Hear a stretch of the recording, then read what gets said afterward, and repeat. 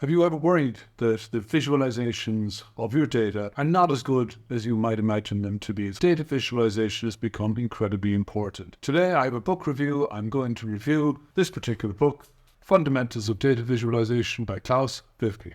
So I'm quite sure you've been in the same situation that I've been in. You've spent a lot of time collecting data, you think it's really, really good, and now you've got to present it in such a way that people, when they read it, they're going to understand straight away what it means. And you're worried. You're worried that you're not going to do the data justice by visualizing it properly. Well, I'm very, very pleased to say that a book was brought out several years ago now. Its name is Fundamentals of Data Visualization. It's from Claus Wilke, who's an academic in Texas. And Claus normally works on bioinformatics, the analysis of genomic data, but he's produced a book on data visualization, and it's a really, really interesting book, and I fully recommend it. So here's the book. On the back cover, I can see that in the US it costs $69.99, and in Canada it's $92.99. I don't know how much I paid for it. I bought it here in the UK, but I think it was maybe something in the region of £50. And it's a really, really comprehensive book. It runs to maybe 350 or more pages. One of the things this book is going for it is the idea that Claus puts forward that you should be able to go from data via software to a visualization, and this could all be made available to the reader. The book comes with an accompanying website, and the website also has code in there in the R programming language so that you can replicate everything that is in the book. The book consists of three major sections, three major chunks with multiple chapters in each chunk.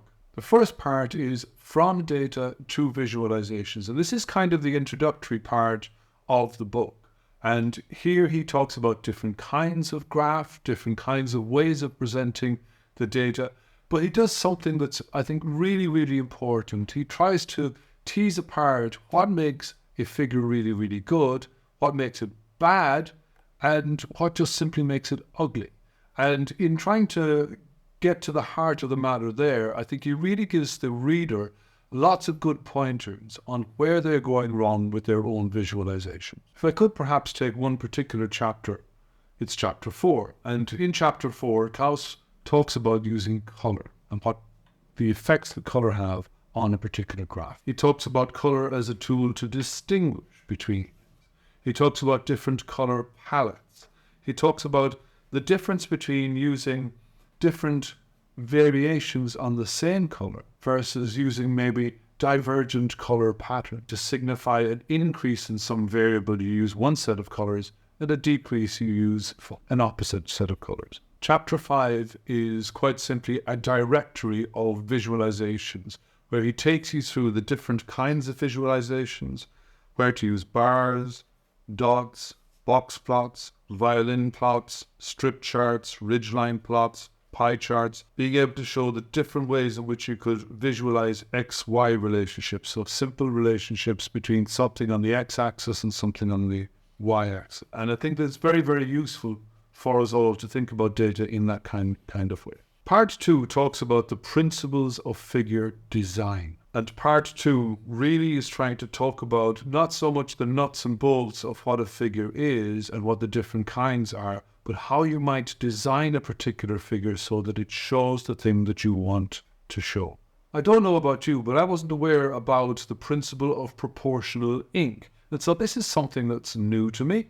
And ink is what in the printing industry they refer to as the color that's not the background color. And proportional ink is something that Claus gets into. And I found it a really, really interesting chapter that might actually change the way in which I think about figures. The principle of proportional ink is about how different values in your chart or in your graph get different amounts of ink. So this part of the book talks about balance and how to achieve balance in your figures, how to handle overlapping points, what are the common pitfalls of color use. He ends this particular part with a chapter that has the amusing title of Don't Go to 3D. This is, I think, something that many of us would really, really agree with, and it resonates with us. These 3D figures that you see make data very difficult to see. I'm not sure that anybody really, really likes them. They somehow seem to look quite nice, but trying to understand what they mean, that's a different thing. And finally, there's part 3 of this book, and it's a bit of a grab bag. There are a few chapters here that don't really fit in any of the two first parts. There's a chapter on using the most common file formats, using software, and telling a story to make a point. So all in all, I couldn't recommend this book highly enough. It's sort of a Bible. I have it here on my desk. What it doesn't do is it doesn't really delve into the theory of color and all of those kinds of things that perhaps a professional printer or somebody might be interested in. That's not its goal. That's not its ambition. It's a practical book. It gives you very, very good information on what you should and what you should not do, what the good, the bad, and the ugly look like, and how you could improve your figures. So I'm very, very pleased that I bought this book. It's something that I use all the time. It's something that I do recommend to people in my research group, and I do recommend to you. So I hope you found this useful.